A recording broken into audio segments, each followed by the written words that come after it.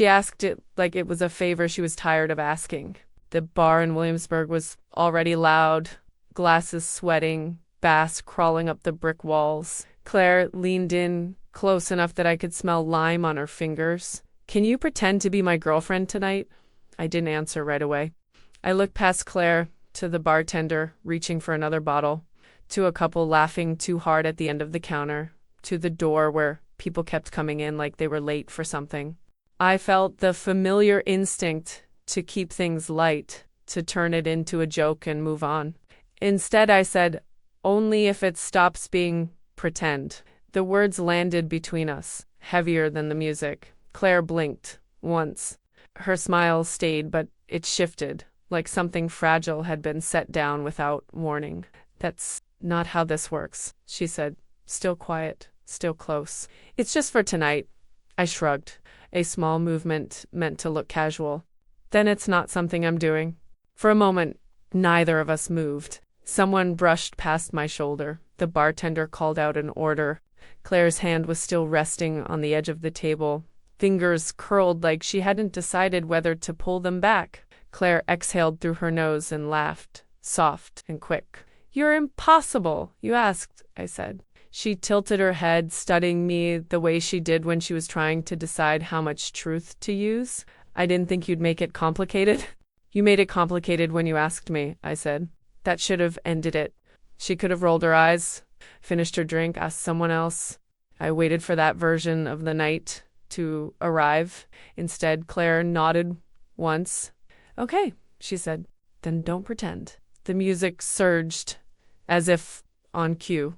She stood, close enough that our knees touched. She held out her hand, not dramatic, not playful, just there. I looked at it. I noticed the faint scar across her knuckle, the chipped black polish she'd never fixed. This was the moment where I usually stepped back, where I set a boundary that sounded reasonable later. I took her hand. Her fingers tightened, just slightly. "You good?" she asked. "Yeah," I said. We turned toward the crowd together. Claire leaned in and said, "For anyone close enough to hear, this is my girlfriend." The words slid into the noise and didn't disappear. I felt it settle, warm and unsettling, like something I hadn't agreed to keep. Someone smiled at us. Someone else didn't care. The night kept moving. Claire's thumb brushed over my knuckles. Once, absent-minded. I didn't pull away. I told myself it was still just a night. I didn't say it out loud.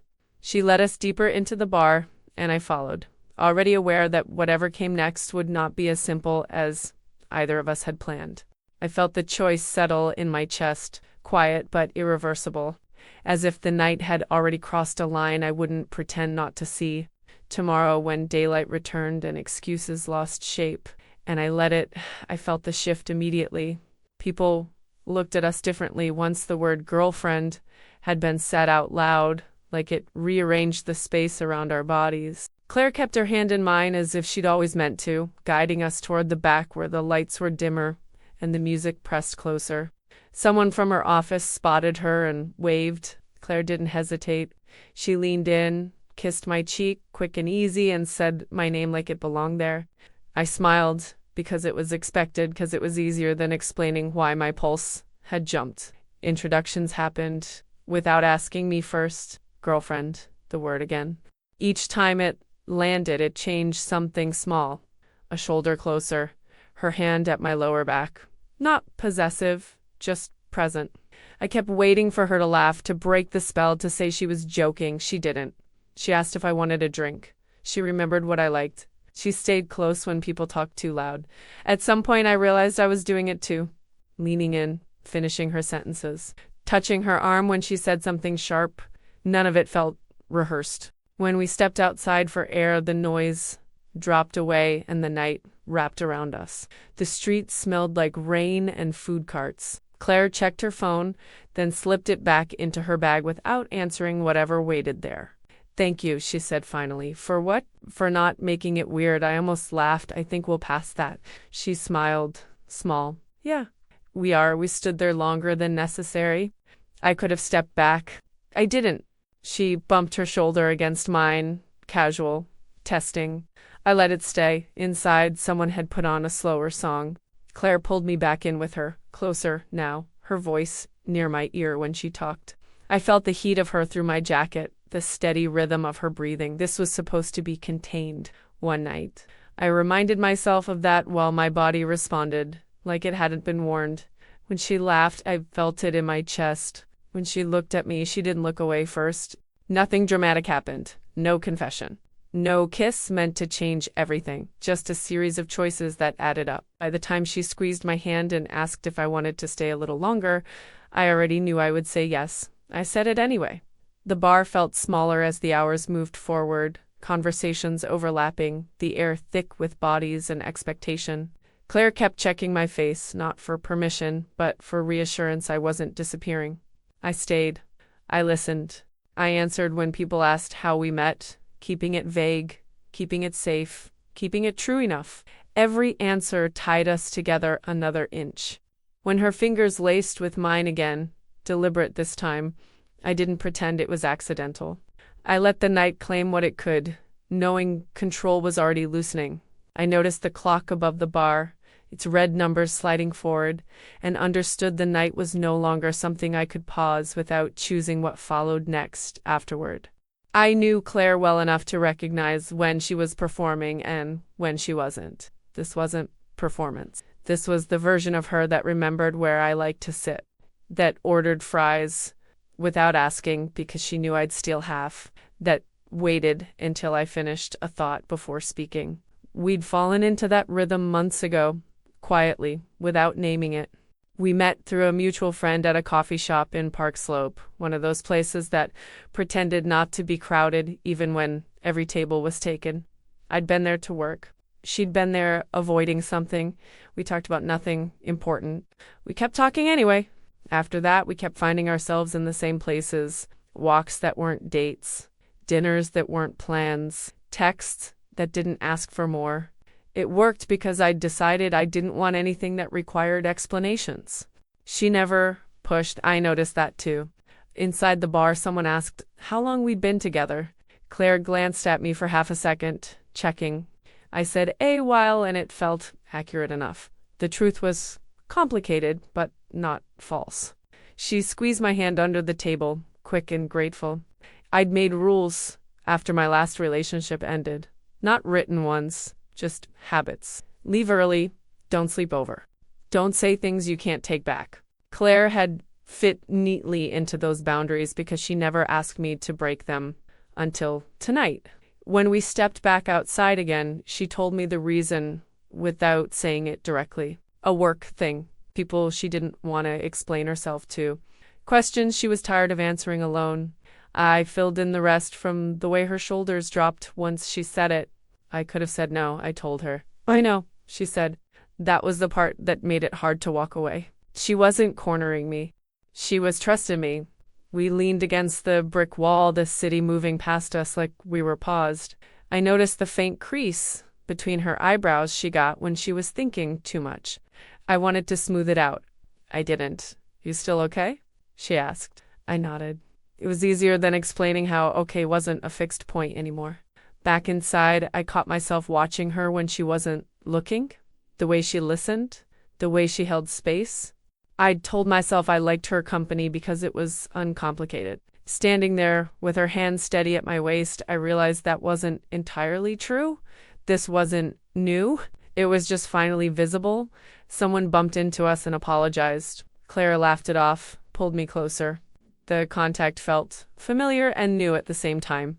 I remembered the first time I'd let myself notice how her laugh sounded when it wasn't guarded. Thought avoiding labels meant avoiding damage. But as the night stretched on, I could feel the flaw in that logic. We'd built something careful and unnamed, and now the name was hanging in the air between us, changing the shape of it. When I met her eyes again, I didn't look away. Neither did she. And in that moment, I understood that pretending had never really been the problem.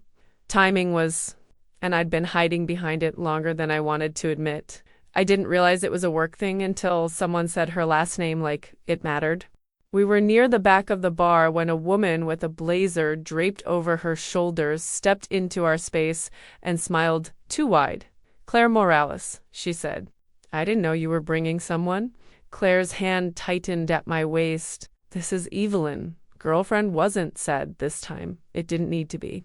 The woman's eyes flicked to our hands, then back to Claire's face. "Nice to finally meet you," she said to me, already filing me into a category.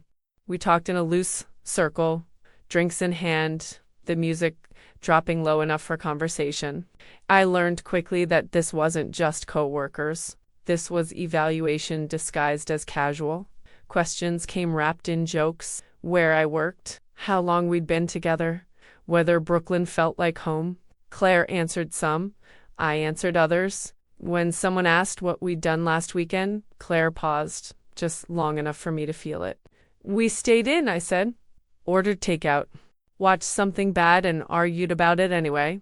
Claire smiled at me, real and surprised, then nodded, like it had always been true. The woman in the blazer laughed. "Sounds stable," she said, like it was currency. I felt Claire breathe out against my shoulder. As the group shifted, someone suggested a photo. Phones came out. The woman leaned in, arm around Claire, and gestured for me to get closer. I hesitated for half a second too long. Claire noticed. She turned, framed my face with her hand, and kissed me. It wasn't dramatic. It wasn't careful either. Just a kiss meant to settle the question being asked without words. When she pulled back, she didn't look at anyone else. She looked at me. The moment passed, sealed by clapping and laughter and someone saying it was about time. The group drifted away, satisfied. We stood there, suddenly, alone in the noise. "I didn't plan that," Claire said quietly. "I know," I said. My heart was loud enough that I was sure she could hear it. "You okay?" she asked again. I nodded, then stopped myself. "Ask me again later." She studied my face, then nodded once. "Okay." We moved toward the bar, slower now. She didn't let go of my hand. I didn't try to pull it free. I realized then that I'd crossed the line I'd been skirting all night, not because of the kiss, but because I hadn't resented it. I hadn't felt trapped. I'd felt chosen. At the bar, she ordered us another round without asking. When the drinks came, she lifted hers slightly, like a question. "Tonight," she said. I clinked my glass against hers. "To not pretending." She smiled, but there was something new in it now, expectation, vulnerability. The incident wasn't the kiss. It was the fact that I didn't want to undo it. Standing there, shoulder to shoulder, I knew the night had shifted from something I was allowing to something I was actively part of. And that knowledge stayed with me, unsettling, as the music rose again and the city pressed closer around us. After the kiss, everything slowed down and sped up at the same time. The bar felt warmer, tighter, like the walls had shifted an inch closer. Claire stayed beside me, her presence steady, as if she was anchoring something she didn't want to drift away. We didn't talk about what happened. We talked about music, about how bad the playlist had gotten, about a bartender she used to know years ago. Normal things, safer things, but every sentence landed differently now. When someone brushed past us again, Claire didn't apologize this time. She pulled me in instead, her arm firm around my waist. It was a small decision, but it landed hard. I felt it register in my body before my mind caught up. "You're quiet," she said. "I'm thinking," I replied. She smiled. "Dangerous." I should have made a joke. I didn't. "I'm still here." "I know," she said. "I can feel you." That was the moment. Not the kiss. Not the introductions. The moment was realizing she wasn't asking me to stay. She was noticing that I already had. We found an empty corner near the window, the glass cool against my shoulder. Outside, headlights slid past, indifferent. Inside, Claire leaned closer, not touching, waiting. "You don't have to keep doing this," she said. I know," I cut in. I took a breath. "But I want to." The words surprised both of us. She searched my face, careful, like she didn't trust sudden clarity. "Wanting and staying are different," she said. I'm aware, I said. I've been good at leaving. She nodded slowly. Yeah, you have. I expected her to push then, to ask what this meant, to reach for certainty. She didn't. She just stayed close, giving the moment room to exist without forcing it to explain itself. I realized that was what changed everything. She wasn't pulling me forward. She was standing still and letting me decide whether to meet her there. We ordered food we didn't need, shared it anyway. Her knee pressed against mine under the table. I didn't move it. When she laughed, she leaned into me without thinking. I caught her without thinking either. At some point, she rested her head briefly against my shoulder. Just a second. Long enough to feel the weight of it. Long enough to know she trusted me not to step away. I didn't. That choice felt louder than anything I'd said all night. The clock over the bar kept ticking forward. I noticed it and didn't calculate my exit. That was new. When Claire looked up at me again, there was a question in her eyes she didn't voice. I answered it by threading my fingers through hers. Deliberate, no audience required. She squeezed back, relief flashing across her face before she hit it. The turning point wasn't dramatic. It didn't announce itself. It settled in quietly in the space between our hands, in the decision to stop monitoring how close was too close. I knew then there was no version of this night where I walked away unchanged. And for the first time in a long while, that didn't scare me enough to run. I don't remember who suggested leaving first. It might have been me, noticing the way the bar had grown too loud for a conversation, or Claire, checking the time like she didn't want to rush, but couldn't stay still either. We stepped outside together, the door closing behind us with a soft finality. The night air was cooler, quieter. Brooklyn stretched out in uneven blocks, streetlights reflected in puddles from an earlier rain. Claire walked beside me, not touching now, giving me space I hadn't asked for but needed. We didn't head toward the subway. We walked without deciding where we were going, past storefronts, already dark, past a bodega with its lights still buzzing. Our footsteps fell into the same rhythm. This was supposed to be simple, she said finally. I nodded. I know. She laughed under her breath. I didn't expect you to call my bluff. I wasn't bluffing, I said. She stopped walking. I stopped too. The city kept moving around us, cars passing, someone shouting down the block. I meant what I said, she told me. About pretending, so did I. She studied my face like she was trying to see where the ground might give way. You don't do things halfway. Neither do you, I said. That earned a small smile. She looked down at the pavement, then back up. You don't have to come back with me. The apartment was hers. I knew that. I also knew the weight of what she was offering without framing it as an invitation. I want to, I said.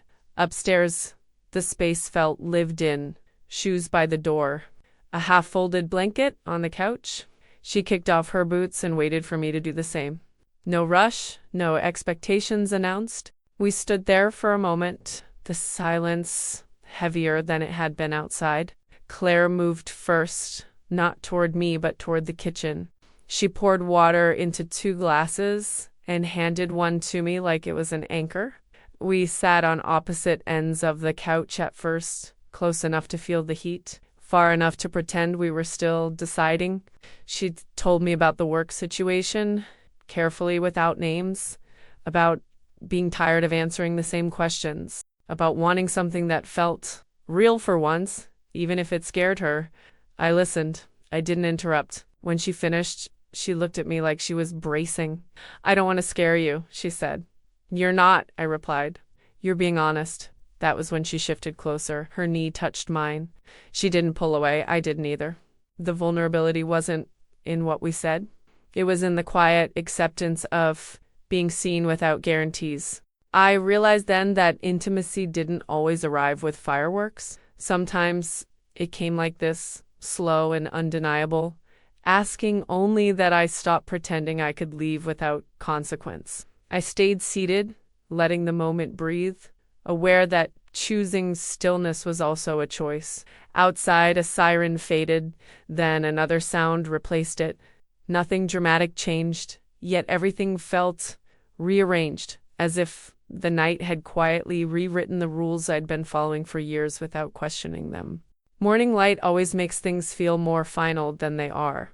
I noticed it creeping in through the gap in Claire's curtains before I noticed the weight of her arm across my waist. For a second, I stayed still, cataloging the quiet, the hum of traffic, the slow rhythm of her breathing, the part of my chest that felt too full.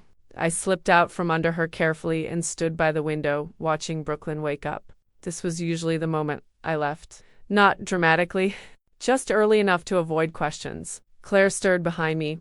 "You don't have to disappear," she said, voice rough with sleep. "I wasn't planning to," I replied. It surprised me that it was true. She sat up, pulling the blanket around herself. "Then we should talk." There it was, the part I'd been circling all night. I turned to face her. She didn't look defensive. She looked tired, hopeful in a way that asked for clarity, not reassurance. "I'm not good at this," I said. "I know," she said. "That's why I'm asking now." I leaned against the windowsill. Last time I let something feel this real. It ended slowly, quietly. I stayed longer than I should have because leaving felt cruel. I promised myself I wouldn't do that again. She listened without interrupting, without trying to fix it. "I'm not asking you to promise anything," she said. "I'm asking you not to treat this like a mistake you need to correct." "That's what scares me," I said, "because I don't think it is one." She looked down at her hands. "Timing has never been my strength. It's been my excuse," I said. Silence settled between us, heavier than before. "Not uncomfortable. Honest. I don't need you to stay forever," she said finally. "I need you to stay because you want to, not because it's easier than leaving." I thought about the rules I'd built, how safe they'd felt, how small.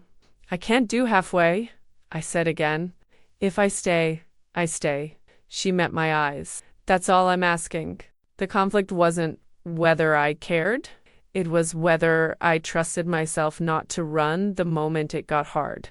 I could already feel the instinct pulling at me, urging me to choose distance over risk. I crossed the room and sat beside her, close but not touching. "I don't know what this looks like," I said. "Neither do I," she replied, "but I'm here." That was the decision point. Not dramatic, not loud, just a quiet refusal to step back. I reached for her hand. She squeezed it, steady. Outside, the city moved forward like it always did. Inside, I chose not to hide behind timing anymore, even knowing it might cost me later. The conflict didn't resolve cleanly. It settled into something I'd have to keep choosing. And for the first time, I didn't resent that. We didn't decide everything that morning. We decided one thing and it carried the rest with it. I stayed, not in a symbolic way, in a practical one. I made coffee. I borrowed a shirt. I answered a text instead of ignoring it. Claire watched me from the doorway, like she was afraid I'd vanish if she blinked too long. "You're really still here," she said. "I am," I replied. She nodded, absorbing it. No celebration. No relief loud enough to scare it off. Later, we walked outside together. Brooklyn was louder now, less forgiving. Daylight flattened things, made them harder to hide behind. We walked toward the East River without talking much, the path familiar to both of us. People passed us with dogs, with coffee, with purpose. This was the moment that mattered more than last night. Anyone could be brave in the dark. Claire stopped near the railing and faced me. "I need to know something." I waited. "If this gets hard," she said, choosing each word carefully, "are you going to disappear on me?" There it was, the real question. I thought about the way I'd left before, the justifications, the clean exits that weren't actually clean for the people I left behind. "No," I said, after a breath. "I won't promise it won't scare me, but I won't leave without saying why." Her shoulders dropped slightly like she'd been holding them up all night. "That's enough." I reached for her hand again. This time, there was no audience, no reason to perform. Just us and the water moving steadily beside us. "This started as pretending," she said. "I know. And now?" "Now it's a choice," I said. "Every day." She smiled then. Not wide, not triumphant, just real. "Okay." The climax wasn't a kiss or a declaration. It was standing there, in full daylight, choosing not to step back when it would have been easier, choosing not to hide behind timing or caution or history. We stood like that for a while, watching the river, fingers laced. I felt the fear still there, quiet but manageable. I didn't need it gone. I needed it acknowledged. When we finally turned back toward the neighborhood, nothing looked different. The same streets, the same buildings. But my orientation inside them had shifted. I wasn't moving alone anymore. Claire bumped her shoulder against mine. "So," she said, light again, "does this mean I still owe you dinner?"